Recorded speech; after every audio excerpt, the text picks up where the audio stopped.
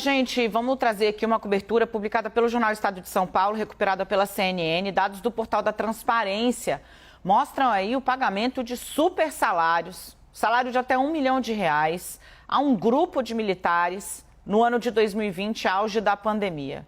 Nesse grupo, que recebeu salários milionários, está o candidato a vice do presidente Jair Bolsonaro, ex-ministro da Defesa, Walter Braga Neto.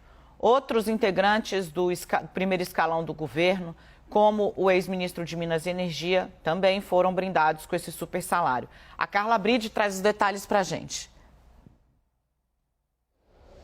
Oi, Dani, boa tarde a você e a todos que nos assistem aqui na CNN. Exatamente, para um grupo de militares, entre eles o general Braga Neto, ex-ministro da Defesa, general Luiz Eduardo Ramos, que é ministro-chefe da Secretaria-Geral da Presidência da República, e também ao ministro Bento Albuquerque, ex-ministro de Minas e Energia do governo do presidente Jair Bolsonaro. A maior remuneração entre esses três ex-ministros e ministro de Jair Bolsonaro é do ex-ministro Bento Albuquerque, que chegou a receber mais de R$1 milhão brutos em 2 meses do ano de 2020. Em seguida vem o general Braga Neto, que recebeu no mesmo período R$925 mil, além do seu salário, e também Luiz Eduardo Ramos, em terceiro lugar, recebeu R$731 mil no mesmo período do ano de 2020. O maior salário dessa lista de militares é de uma pensionista que chegou a receber em 1 mês do ano de 2020 R$1,5 milhão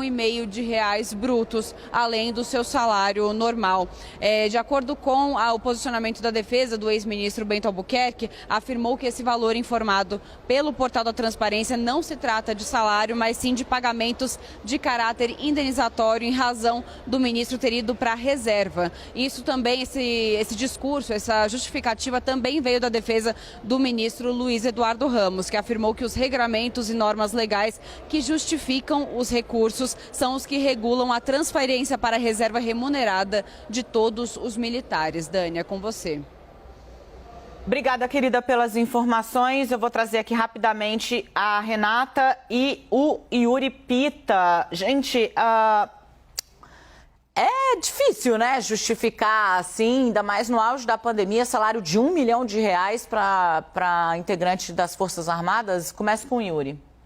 Tem um aspecto, ainda que seja legal, que seja de direito, é um aspecto que tem uma implicação moral e política, inclusive, porque um governo que foi eleito, entre outras coisas, prometendo rigor fiscal, e a gente sabe que neste ano de 2022 esse rigor fiscal foi muito flexibilizado, mas já ao longo da pandemia, diante da necessidade, era um fato que era necessário se ter flexibilidade, mas para uma série de outras políticas públicas que eram fundamentais para o enfrentamento daquele momento. O maior exemplo disso é o auxílio emergencial, que foi adotado em 2020, o quanto ele se tornou importante do ponto de vista social, econômico, e acabou também assumindo um papel político bastante importante para o governo manter os seus planos de reeleição e conseguir prestar contas do que fez no enfrentamento à pandemia. É o que a gente está vendo com o Auxílio Brasil.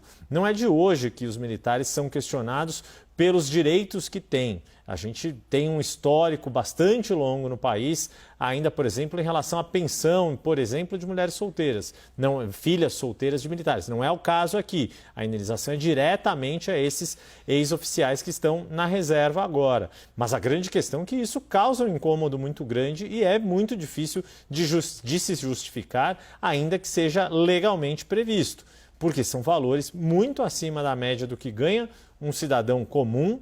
A gente sabe, o salário mínimo brasileiro hoje, que está em torno de R$ 1.200, ele pouco dá conta das despesas mínimas. Praticamente metade da população brasileira vive com 2 ou um pouco mais do que 2 salários mínimos, está na faixa ali de 40 e poucos % da população com renda familiar nessa faixa. Isso é mais uma mácula nessa questão, envolvendo ainda por cima militares tão próximos do presidente Jair Bolsonaro, não só o ex-ministro Bento Albuquerque, mas agora o candidato a vice-presidente, também ex-ministro Braga Neto. Renata, a gente falou logo cedo sobre esse assunto, né? É muito dinheiro, né? O Exército diz, olha, os pagamentos são todos legais, atrasados, retroativos, etc e tal, mas é muito dinheiro. É muito dinheiro, gente, sob qualquer aspecto.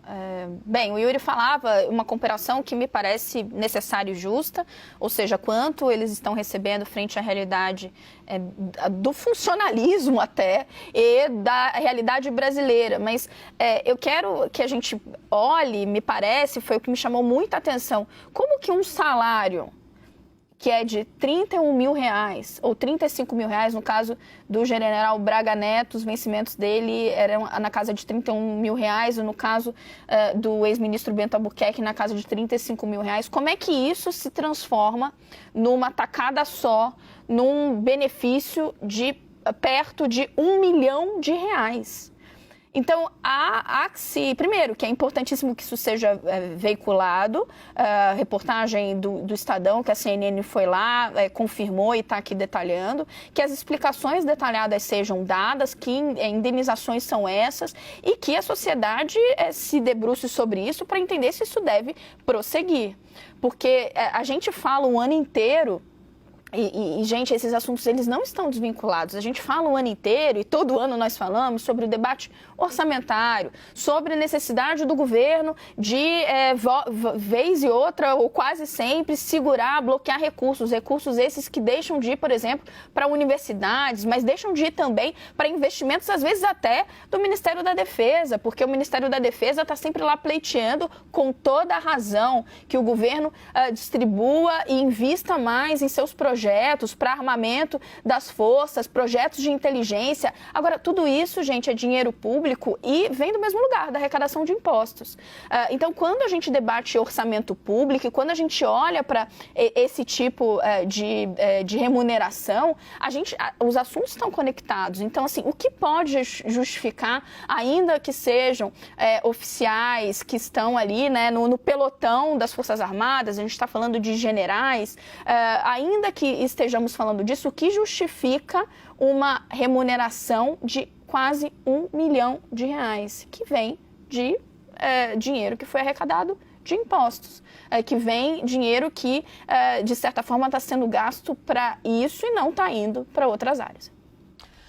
Gente, vamos acompanhar, né, a investigação aí, ver, porque um deputado levantou os valores e pediu para que seja feito aí um pente fino, né, para checar a regularidade dos pagamentos. A gente vai seguir acompanhando. Obrigada, já volto com vocês.